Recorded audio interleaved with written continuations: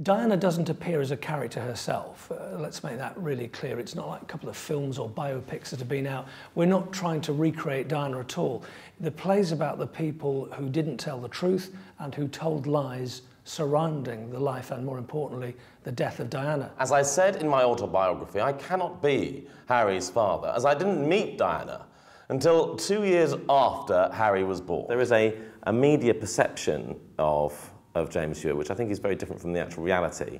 What's interesting about working with Jon Conway, the writer, is that he's met James on a number of occasions and understands what he's like as an individual, rather than this media-created image, which is a very different perspective on a man that was essentially taken from this extraordinary event of having this relationship with Diana, and then a mask being put round him, but by the media and not of his own creation or actual choice. I've never said a bad word about Diana or the royals, and yet still I was discredited, harassed. Probably one of the most talked about factual events of the last century, certainly our JFK in this country, and people have an opinion on it. And what's really weird is that she's the D word now. And people mention Diana, there's a bit of an intake of breath, and she's been airbrushed from history, swept under the red carpet. You don't hear much about her now that's positive.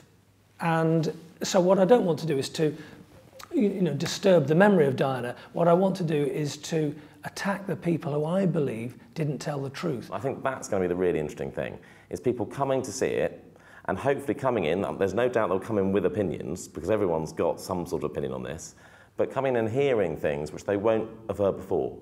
Some of this information is actually in the public domain, but even though it's in the public domain, we don't know it, or we haven't put it together in this context, in this structure. So it's going to be fascinating to see how people just take the information they're presented with, hear about the personalities which were fundamental to this extraordinary series of events, and then make their own judgments, make their own mind up. It may be they come out thinking exactly what they thought before, but they'll certainly, without any question, come out better informed and with a whole new set of information which they won't have had from any previous plays or films on the subject. Let me ask you this. Do you know who is the father of Prince Harry? Yes. Of course I do.